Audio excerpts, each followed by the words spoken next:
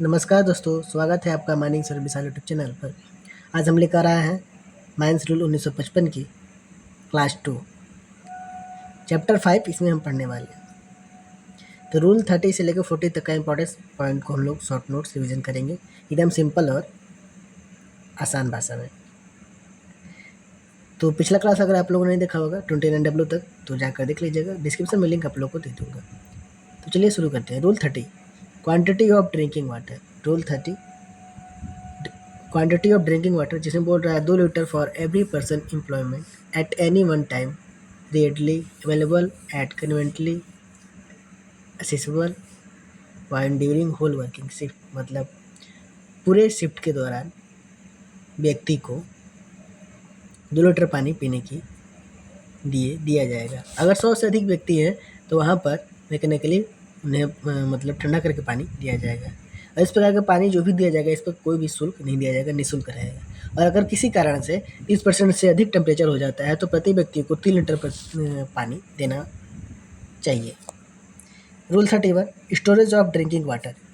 If drinking water is not provided from tap shall be suitable vessels shelter from weather empties, clean and refill every day and kept in clean hygienic condition।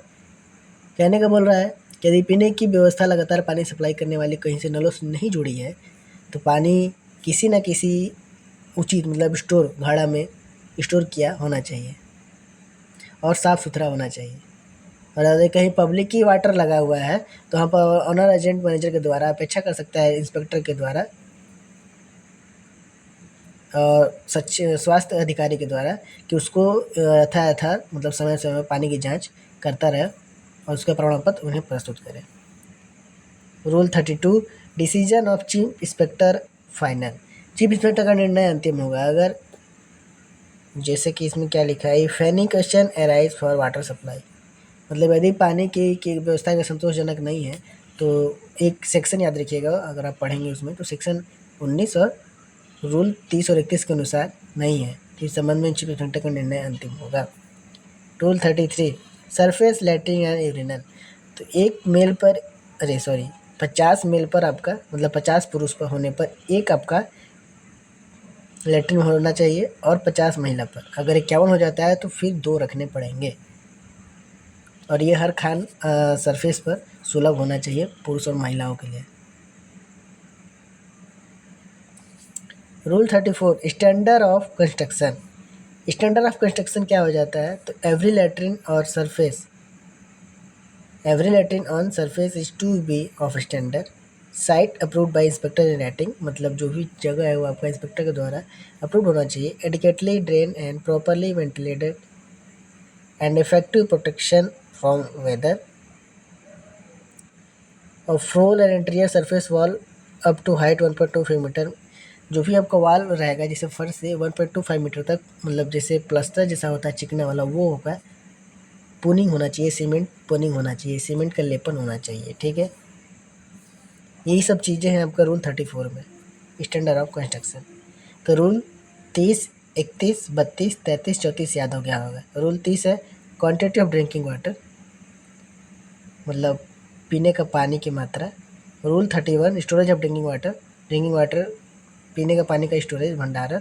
और rule 32, decision of chief inspector final, उसका अंतिम निर्णय क्या होगा chief inspector का। Rule 33, surface latrine and urinal, surface पर शौचालय और मूत्रालय का होना। रूल 34, स्टैंडर्ड ऑफ कंस्ट्रक्शन, मतलब बनावट का इस्तेमाल क्या होगा। नेक्स्ट आगे बढ़ेंगे। स्टैंडर्ड ऑफ कंस्ट्रक्शन में आप समझ में आ गया होगा वैसे तो, आई होप। तो क्लियर हम लोग बढ़ेंगे, कोई डाउट होगा तो ज़रूर बताइएगा।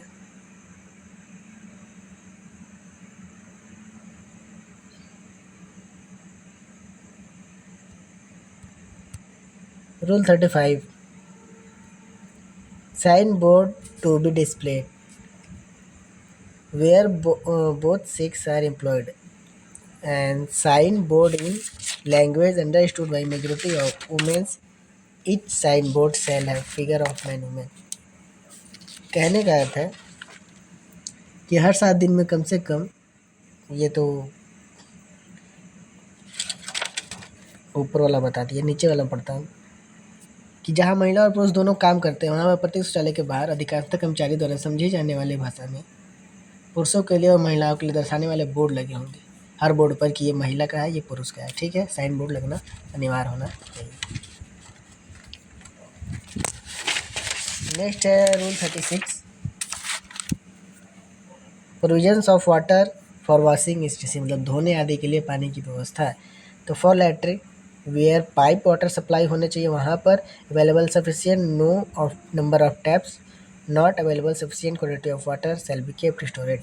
जहाँ पाइप से पानी की व्यवस्था है वहाँ पर, यदि पाइप से पानी की व्यवस्था उपलब्ध नहीं है तो शौचालय के लिए नज़दीक उचित पात्रों में पर्याप्त पानी रखा होना चाहिए उन्हें धोने के लिए। रूल 37, अंडरग्राउंड लैट्रिन, तो भूमिगत भागों में शौचालय का होना।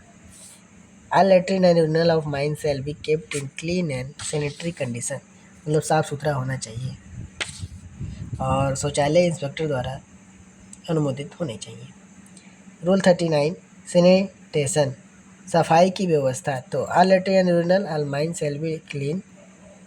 अच्छा, वो तो मैंने वो बताया था, ये सैनिटेशन वाला ही बताया था, क्या latrine and urinal and mine shell be kept in clean. Rule 37 को फिर से बताता हूँ, किसमें बोल रहा है रूल 37 में कि भूमिगत खान में जो भी आपका 50 से अधिक व्यक्ति है वहाँ पर चालू किया जाएगा। ठीक है, सॉफ्ट या डिस्ट्रिक्ट में सेक्शन में, और वह आपका चीफ इंस्पेक्टर द्वारा अनुमोदित रहेगा। Rule 39, obligation of work person, कहने का अर्थ है कर्मचारी के कर्तव्य क्या होगा। तो नो पर्सन शैल मिसयूज्ड